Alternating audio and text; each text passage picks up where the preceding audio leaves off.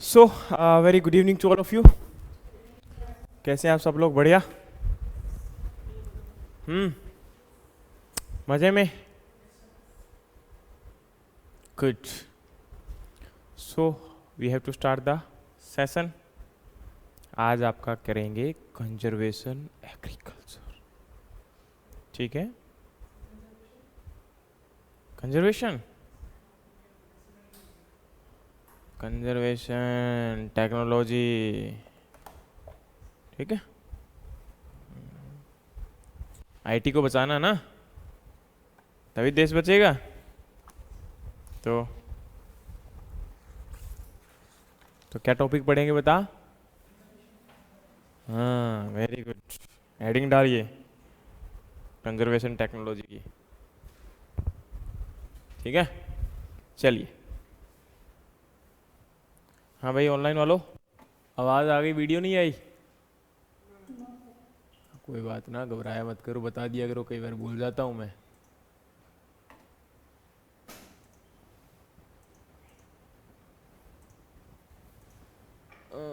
लो जी, फिर आ गई सब कुछ, अब तो आ गया होगा। चलिए, देखो बेटा, आपका जो कंजर्वेशन एग्रीकल्चर है वो अपने आप में एक ब्रॉड टॉपिक भी है, छोटा सा टॉपिक भी है, बहुत छोटा भी कह सकते हो, बहुत बड़ा भी कह सकते हो। लेकिन एक बात समझना पड़ेगा कि इस छोटे से टॉपिक में जितने भी पॉइंट हैं आपको याद होने चाहिए। समझ में आ रहा है? इसके अंदर जितने भी पॉइंट हैं आपको क्या होने चाहिए? याद होने चाहिए। ठीक है।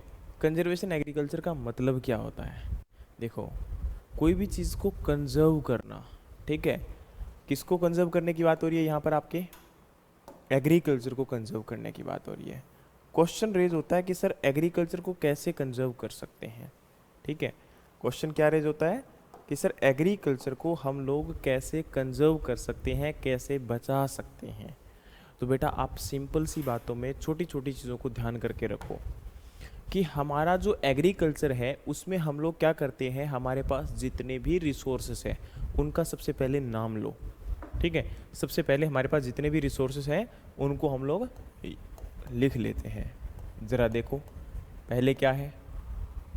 क्लाइमेट। दूसरा क्या है? लैंड बोल दो या सॉइल। तीसरा यहाँ पर क्या आ जाएगा? वाटर। ये आपके मेजर रिसोर्सेस है। इसके अलावा सॉइल में मिनरल, न्यूट्रिशन, है ना, बहुत सारे माइक्रो ऑर्गेनिज्म, ये सब भी क्या है हमारे सॉइल के अंदर आपके क्या हैं?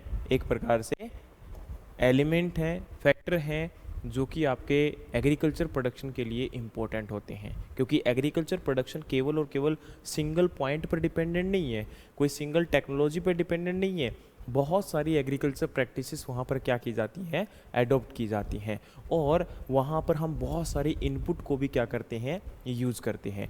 तो अब होता क्या है कि उनको हम कंजर्व कैसे कर सकते हैं? क्वेश्चन माइंड में बहुत बार आता है ना कि सर कंजर्व कैसे किया जा सकता है। सिंपल सी बात है, अगर एनवायरनमेंट पोल्यूट हो जाएगा तो डेफिनेटली आने वाले टाइम में, जैसे हम ग्रीन हाउस गैसेस के बारे में पढ़ते हैं, तो ग्रीन हाउस गैसेस बढ़ रही हैं तो वैसे ही आपका एटमॉस्फेयर का टेम्परेचर भी क्या हो रहा है?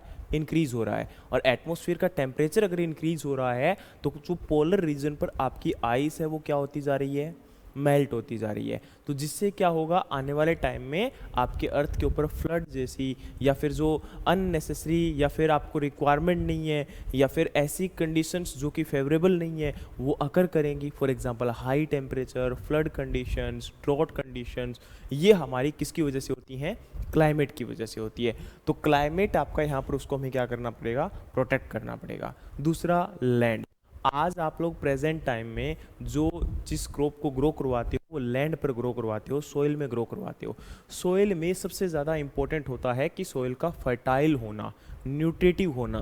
अगर सोइल के अंदर न्यूट्रिएंट प्रेजेंट नहीं होंगे तो क्या होगा, सोइल आपकी उसके अंदर प्रोडक्शन नहीं दे पाएगी, सोइल की प्रोडक्टिविटी क्या हो जाएगी, रिड्यूस हो जाएगी।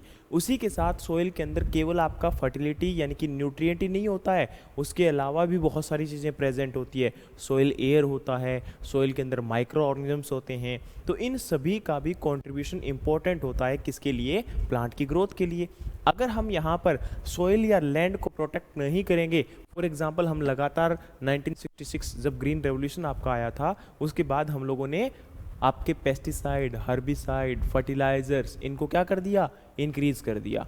तो इनका अगर यूज़ इंक्रीज हो गया तो आने वाले टाइम में क्या हो जाएगा, सोइल पोल्यूट हो जाएगी। और सोइल अगर पोल्यूट हो गई तो क्या इतना प्रोडक्शन जितना वो कर पा रही है कर पाएगी, कभी भी नहीं कर पाएगी। तो याद रखना, हमारी सोइल को या लैंड को भी हमें क्या करना है, बचाना है। दूसरा, सोइल के ऊपर जो प्रॉब्लमेटिक सोइल है, सोइल के ऊपर जो केमिकल डिपॉजिट हो रहे हैं या सोइल का इरोजन हो रहा है, उसे भी हमें क्या करना है, कंट्रोल करना है। तो यहाँ पर आपका कंजर्वेशन एग्रीकल्चर के अंडर हमें क्या करना पड़ता है, सोइल को बचाना है, सोइल की लॉस होने से बचाना है। अब यहाँ पर जो आपकी कई बार आप लोगों ने पढ़ा होगा कि सोइल कंजर्वेशन प्रैक्टिसेस में जब इरोजन को रोकने के लिए आप लोग बहुत सारी प्रैक्टिस को अडॉप्ट करते हो, जैसे कि बेंच टेरेसिंग होता है, आपका ग्रेडेड बंडिंग होता है, कॉन्टूर बंडिंग होता है। याद है हमने ड्राईलैंड एग्रीकल्चर के अंडर में इनको पढ़ा था, आपका ग्रेडेड बंडिंग, कॉन्टूर बंडिंग। तो इतना मैं आपको और बता दूं कि देखो बेटा, कई बार आपका ये डाउट भी आई थिंक सो लास्ट कहीं ईयर में क्वेश्चन भी आया था कि आपका हिली एरियाज़ में या जो आपके माउंटेनस एरिया होते हैं उनमें हम कौन सी प्रैक्टिस को अडॉप्ट करते हैं एज ए आपका कंजर्व करने के लिए, सॉइल इरोजन को कंट्रोल करने के लिए। देखो बेटा, याद रखना, जब भी हमारा इरोजन होगा 6% तक, तब हमारा क्या यूज़ किया जाएगा, कॉन्टूर बंडिंग। क्या यूज़ किया जाएगा, COUN, क्या होता है स्पेलिंग इसका, NTOUR, कॉन्टूर बंडिंग। और इसके साथ में एक वर्ड और याद रखना कि ये हमेशा लेस रेनफॉल एरिया में यूज़ किया जाता है। क्या, आपका contour bunding less rainfall area में क्या किया जाता है, यूज़ किया जाता है। ठीक है, अब लेस रेनफॉल एरिया का मतलब क्या होता है कि अप्रोक्सीमेटली लेस देन 800 आपका mm और लेस देन 750 mm, उस एरिया में क्या होगा, हम लोग कॉन्टूर बंडिंग को फॉलो करेंगे। लेकिन आपका यहाँ पर नेक्स्ट क्या था, ग्रेडेड बंडिंग था। ग्रेडेड बंडिंग को आप लोग फॉलो करते हो, लेकिन याद रखना इसको हम कहाँ तक, 8% स्लोप तक यूज़ कर सकते हैं, यानी कि लेस देन 8% पर ये क्या होगा, आपका यूज़ होगा। मैक्सिमम इसको कहाँ तक यूज़ किया जा सकता है, 8% तक। और याद रखना, इसमें हम हाई रेनफॉल एरिया में भी यूज़ कर सकते हैं, यानी कि मोर देन 800 mm रेनफॉल अगर हो रहा है उस एरिया में हम ग्रेडेड बंडिंग को भी फॉलो कर सकते हैं। देखो, कॉन्टूर में क्या होता है, जो लैंड है उसके परपेंडिकुलरली आप लोग बंड्स को क्रिएट कर देते हो, लेकिन ग्रेडेड में क्या होता है कि आपका जो बंड है वो कुछ इस प्रकार से आप लोग क्या करते हो, क्रिएट करते हो, ताकि क्या होगा, वाटर आएगा, इरोजन इस प्रकार से आपका नहीं होने देगा। क्यों, क्योंकि वो वाटर के फ्लो को क्या कर देता है, कम कर देता है। और याद रखना, कॉन्टूर बंडिंग हम वहाँ यूज़ करते हैं जहाँ पर इन्फिल्ट्रेशन कैपेसिटी प्रॉपर होता है, वाटर का परकोलेशन हो पाएगा, वाटर का इन्फिल्ट्रेशन हो पाएगा। ठीक है, लेकिन जहाँ पर वाटर स्पीड के साथ मूवमेंट कर रहा है वहाँ पर ग्रेडेड बंडिंग को आप लोग क्या करोगे, फॉलो करोगे। क्यों, क्योंकि एकदम से बंड बनी हुई होती है, पानी एकदम से ऊपर से नीचे आएगा तो बंड्स क्या हो जाएंगी, ब्रेक डाउन हो जाएंगी। लेकिन इसमें क्या है, इसमें पानी का फ्लो स्टॉप हो रहा है, धीरे हो रहा है, लेकिन एकदम से बिल्कुल रुक नहीं रहा है। और इसमें क्या होता है, पानी एकदम से आपका स्टॉप हो जाता है, रुक जाता है, जहाँ पर आएगा वहीं पर वो कलेक्ट होता जाएगा। गॉट द पॉइंट और नॉट, समझ में आ गया यहाँ पर। ठीक है, तो इस चीज़ के अंदर हमारा क्या होता है, ग्रेडेड और कॉन्टूर बंडिंग होता है। लेकिन याद रखना, उसके बाद हमारे टेरेसिंग आते हैं। टेरेसिंग में बेटा, टेरेसिंग दो प्रकार के मेनली कंसिडर किए जाते हैं, एक आपका जिंक टेरेसिंग और दूसरा आपका बेंच टेरेसिंग। जिंक टेरेसिंग के लिए स्लोप याद रखना कितना होता है, 3 to 10% होता है, और बेंच टेरेसिंग के लिए कितना होता है, 16 to 33% होता है। बताइए, याद रहेगा कि नहीं रहेगा? यहाँ तक कोई डाउट है किसी बच्चे को, कोई क्वेश्चन है किसी का, है ना। तो ये आपसे क्वेश्चन पूछे जा सकते हैं एग्जाम में, ठीक है। और ये कहाँ पर देखो, डेफिनेटली ऐसा एरिया कहाँ देखने को मिलता है, माउंटेनस और हिली रीजन जो है वहाँ पर आपको देखने को मिलता है। तो इसीलिए इसको हम लोग कहाँ यूज़ करते हैं, वहीं पर इसको हम लोग यूज़ करते हैं। गॉट द पॉइंट और नॉट? कोई क्वेश्चन है किसी का? चलिए अब आते हैं हमारा वापस। देखो कंजर्वेशन एग्रीकल्चर में मैंने ऑलरेडी आपको समझा दिया कि कंजर्वेशन एग्रीकल्चर का मतलब है कि हमारे एग्रीकल्चर के अंदर जो प्रैक्टिसेस हैं या जो हमारे नेचुरल रिसोर्सेस है उनको क्या करना, प्रोटेक्ट करना, आपका क्या होता है, कंजर्वेशन एग्रीकल्चर होता है। Got the point? ठीक है। चलिए तो आपका कंजर्वेशन एग्रीकल्चर की डेफिनेशन को पढ़कर देखिए। Conservation agriculture is a farming system that promotes the minimum soil disturbance, maintain of permanent soil cover and diversification of plant species. It enhances the biodiversity and natural biological process above and below the ground surface, which contribute to increase water and nutrient use efficiency and improved and sustainable आपका crop production. देखो यहाँ पर definition बोला है, उसका कोई reason है। Reason क्या है? क्योंकि यहाँ पर हम सभी पॉइंट को कोशिश करेंगे कि समझने की। किस प्रकार से? देखो conservation agriculture is a farming system. ये क्या है? आपका फार्मिंग सिस्टम है। कैसा फार्मिंग सिस्टम है? That promotes minimum soil disturbance, मतलब सोइल को हम लोग क्या नहीं करेंगे, डिस्टर्ब नहीं करेंगे। और सोइल को डिस्टर्ब किस केस में नहीं करते हो? नो टिलेज के केस में नहीं करते हो। समझ में आ गया? नेक्स्ट आपका क्या है? Maintain of permanent soil cover. Soil cover का मतलब है कि सोइल के ऊपर आप लोग प्लांट रेजिड्यू को मेंटेन रखोगे या कोई भी कवरिंग आपका जो है मेंटेन रखोगे, ताकि डायरेक्टली आपका इरोजन क्या है, सोइल का ना हो, या सोइल की में से आपका इवेपो ट्रांसपिरेशन लॉस ना हो। नेक्स्ट है आपका यहाँ पर डाइवर्सिफिकेशन ऑफ प्लांट स्पीसीज। क्योंकि देखो अगर हम लॉन्ग टाइम तक आपकी एग्रीकल्चर को बचाना चाहते हैं, अगर हम लोगों ने आज क्या किया, फॉर एग्जांपल आप बीटी जीन्स या फिर हाइब्रिड सीड प्रोडक्शन या फिर फर्टिलाइजर्स, पेस्टिसाइड, इनका यूज़ कर रहे हो, एक लिमिट के लिए प्रोडक्शन भी इंक्रीज होगा। लेकिन आप सब जानते हैं कि एक टाइम के बाद ऐसा टाइम आएगा जब एग्रीकल्चर का प्रोडक्शन डिक्रीज होना स्टार्ट हो जाएगा, सोइल क्या हो जाएगी, पोल्यूट हो जाएगी, और उस केस में हमारा जो लैंड है वो एग्रीकल्चर के लायक ही नहीं रहेगा। आज हम लोग एग्रीकल्चर को, प्रोडक्शन को इंक्रीज करने के लिए फार्मिंग जरूर करते हैं, हम लोग उसमें पेस्टिसाइड अप्लाई करते हैं, फर्टिलाइजर अप्लाई करते हैं, लेकिन वो लॉन्ग टर्म इफेक्टिव नहीं होता है। अब देखो कई बार बच्चे ये भी पूछते हैं कि सर एक आप बोलते हो कि सर ऑर्गेनिक आपका फार्मिंग है, लेकिन वहीं पर ऑर्गेनिक फर्टिलाइजर और ऑर्गेनिक, जब इनऑर्गेनिक फर्टिलाइजर की बात आती है तो तब आप एग्जाम्पल बदल देते हो। देखो बेटा, ऑर्गेनिक फार्मिंग एक प्रैक्टिस है जिसमें आपका नेचुरल रिसोर्स को कहीं ना कहीं बढ़ावा दिया जा रहा है, लेकिन जो आपका ऑर्गेनिक फर्टिलाइजर होता है उसका मतलब ऑर्गेनिक केमिस्ट्री में जैसे हम पढ़ते होते हैं कि जिस कंपाउंड में कार्बन प्रेजेंट नहीं होता उसको हम लोग क्या बोलते हैं, आपका जो है यहाँ पर कंसिडर किया जाता है एज ए इनऑर्गेनिक कंपाउंड, और जिसमें कार्बन प्रेजेंट होता है उसको हम क्या कंसिडर करते हैं, एज ए ऑर्गेनिक कंपाउंड। तो वहीं से याद रखना कि हमारा ऑर्गेनिक केमिकल और ऑर्गेनिक, आपका इनऑर्गेनिक केमिकल का मतलब ये नहीं है कि वहाँ पर ऑर्गेनिक फार्मिंग हो सकती है, क्योंकि अब यूरिया क्या है, ऑर्गेनिक फर्टिलाइजर है, लेकिन क्या यूरिया आपका ऑर्गेनिक फार्मिंग में यूज़ किया जा सकता है? नहीं यूज़ किया जा सकता। तो केमिकल का जब भी आप लोग पढ़ते हो तो केमिकल को कंफ्यूज मत किया करो ऑर्गेनिक फार्मिंग के साथ। गॉट द पॉइंट और नॉट? ठीक है, केमिकल्स कभी भी, सिंथेटिक जो फर्टिलाइजर्स होंगे वो कभी भी यूज नहीं किए जाएंगे। किसमें?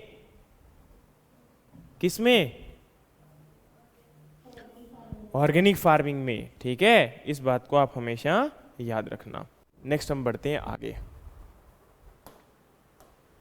देखो बेटा, कंजर्वेशन एग्रीकल्चर है, इसके जो फादर हैं वो कौन है, आपके एडवर्ड एच फॉकनर, लेकिन जो आपके टिलेज के फादर हैं वो कौन है, आपके जेथरो टल। ये जेथरो टल साहब हैं और ये यहाँ पर कौन है, आपके एडवर्ड एच फॉकनर है। ठीक है, डोंट वरी, आपको कोई इमेज बनाने के लिए कोई नहीं कहेगा एग्जाम में, ये जस्ट आपको दिखाने के लिए है। ठीक है, कहीं सोचने लग जाओ कि अच्छा ऐसा चित्र था, हैं, वाह भी वाह, इमेज बनाना आएगा। ठीक है, केवल क्या याद करना है, father of tillage and father of conservation agriculture.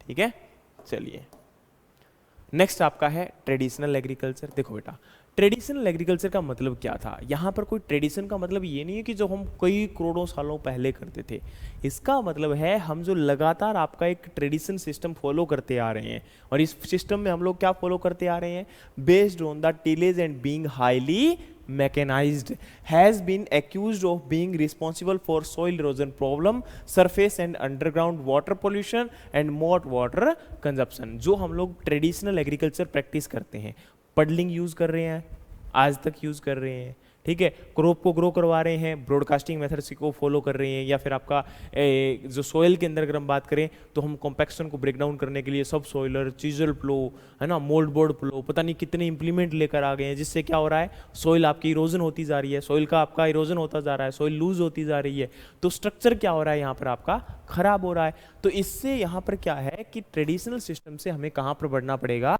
Modern system के ऊपर बढ़ना पड़ेगा। अब मॉडर्न सिस्टम में मेन फोकस किस बात पे रखा गया है, in addition to these challenges the principal indicator of non sustainability of agriculture system include soil erosion, soil organic matter decline and salinization. मतलब जहां पर भी कंजर्वेशन एग्रीकल्चर को प्रैक्टिस नहीं किया जाता वहां पर आपको क्या देखने को मिलेगा, आपका सोइल इरोजन देखने को मिलेगा, आपका सोइल ऑर्गेनिक मैटर डिक्लाइन होता हुआ मिलेगा, और उसके साथ में सैलिनाइजेशन प्रोसेस क्या होगी, इंक्रीज होगी। सैलिनाइजेशन का मतलब है कि वहां पर सोल्ट का कंसंट्रेशन क्या होगा, इंक्रीज होगा, बढ़ जाएगा।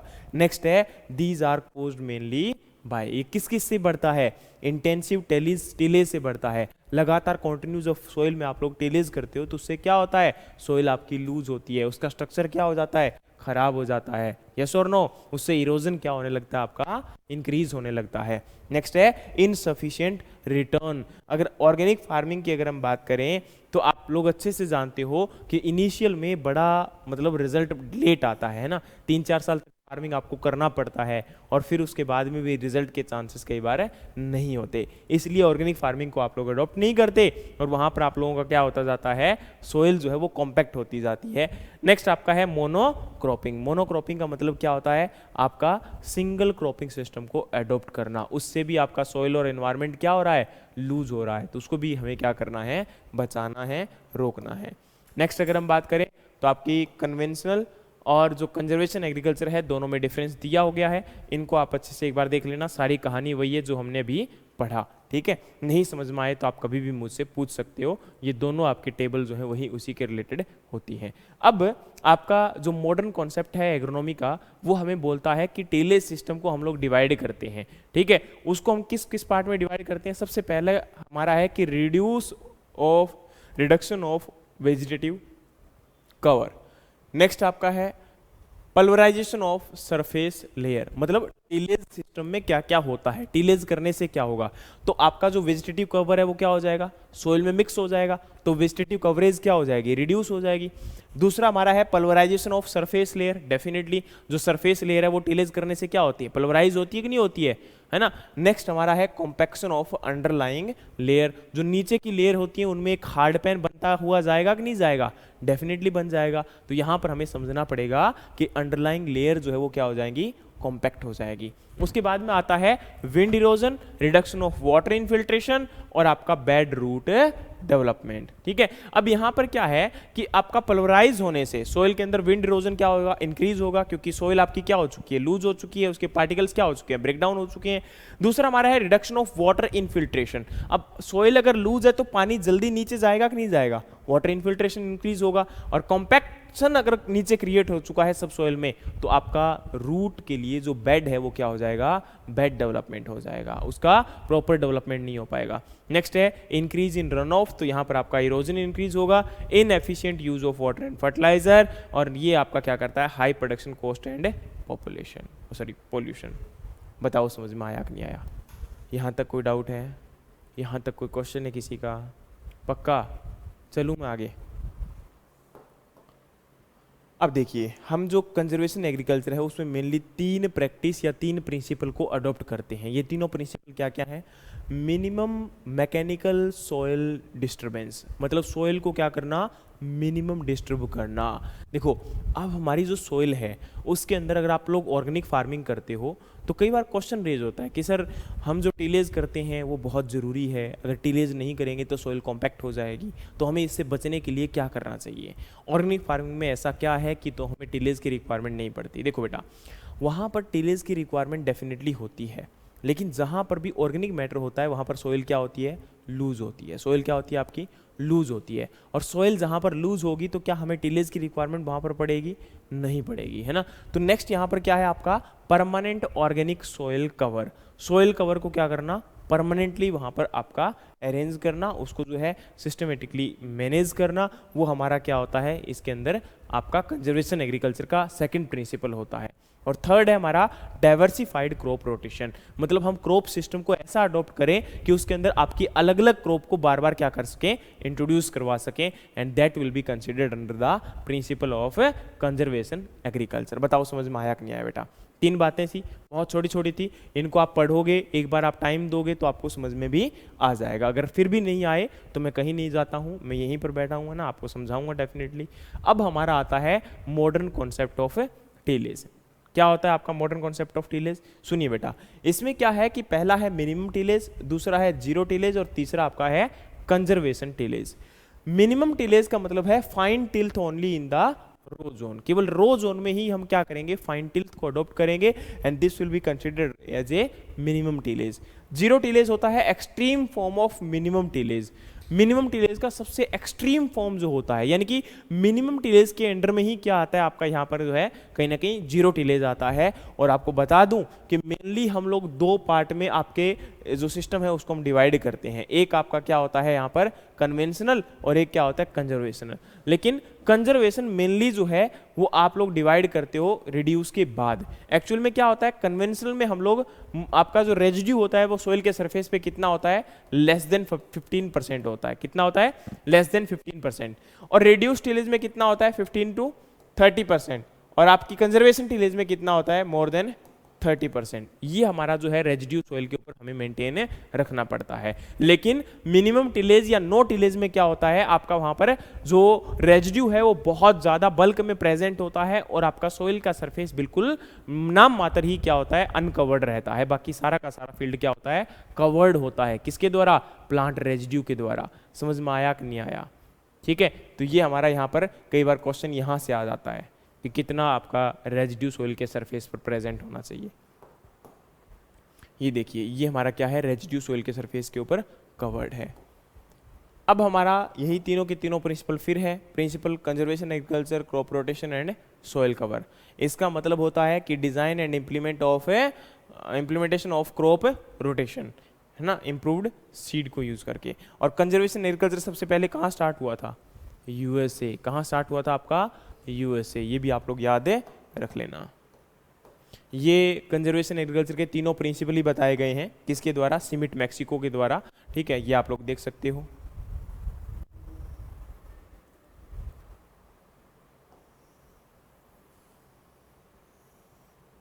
सॉरी,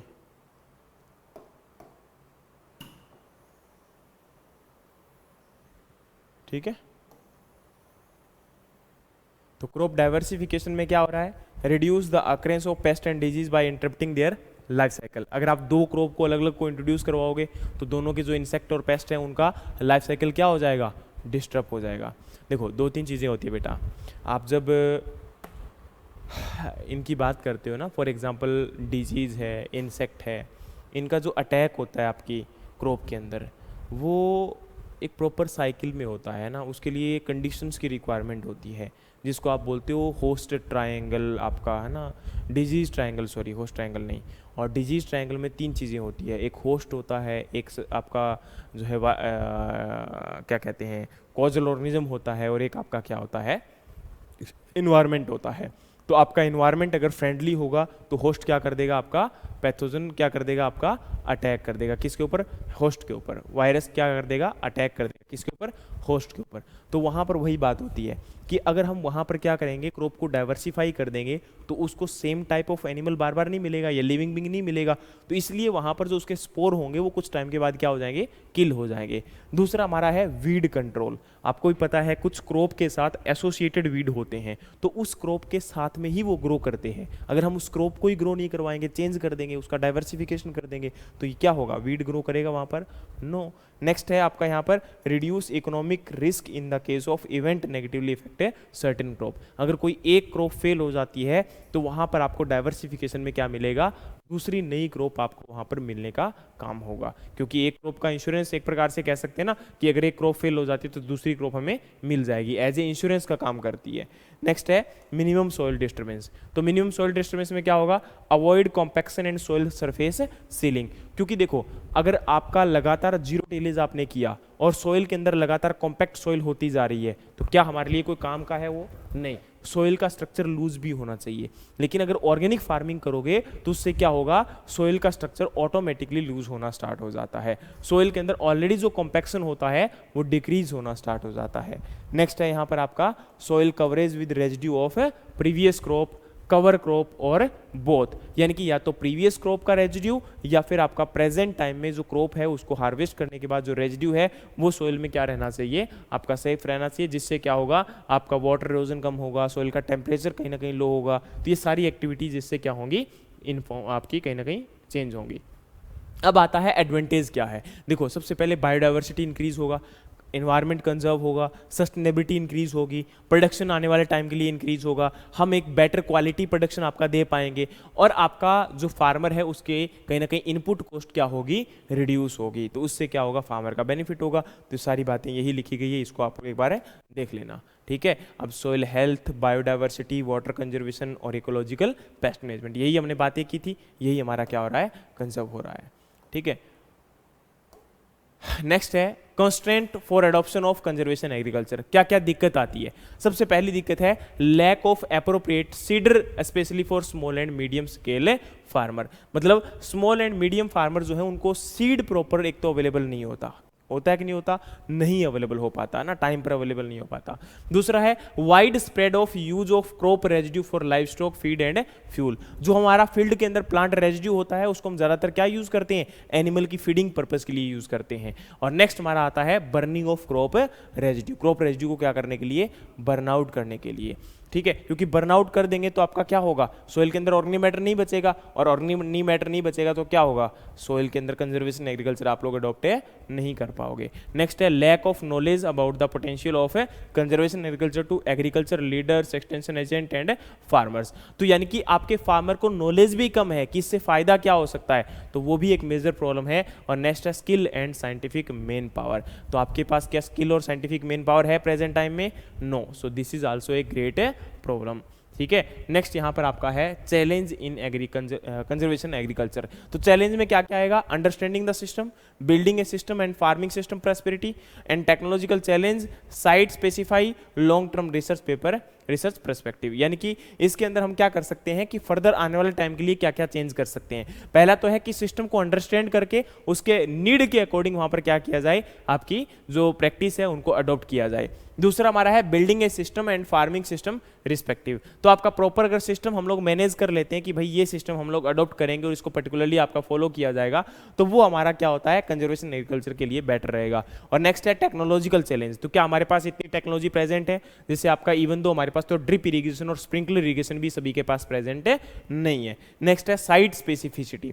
अब साइट स्पेसिफिसिटी की बात करें तो साइट आपका क्या है कि अकॉर्डिंगली हम लोग जो पर्पज होता है, जो चीज मेन पर्पज होता है उसको हम लोग यूज नहीं कर रहे हैं, किसके लिए, आपका प्रॉपर क्रॉप को प्रोडक्शन करने के लिए। नेक्स्ट है लॉन्ग टर्म रिसर्च पर्सपेक्टिव। आपको पता है इंडिया में एक पर्टिकुलर वेराइटी को लॉन्च करने के लिए 5 से 10 साल लग जाते हैं, क्यों, क्योंकि काफी हेक्टिक प्लांट ब्रीडिंग सिस्टम है आपके इंडिया का, इसलिए यहां पर इसको भी क्या करना पड़ेगा, चेंज करना पड़ेगा, ठीक है। तो ये हमारा क्या था, आपका कंजर्वेशन एग्रीकल्चर था। कंजर्वेशन एग्रीकल्चर को अच्छे से समझने की कोशिश करिए कि क्या हो सकता है।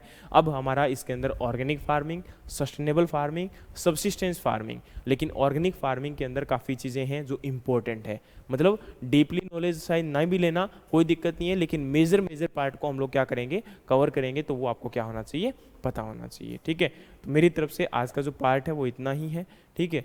और मेरी साइड से ख़त्म हुआ। आप अगर कोई क्वेश्चन पूछना चाहते हो, डाउट पूछना चाहते हो, पूछ सकते हो।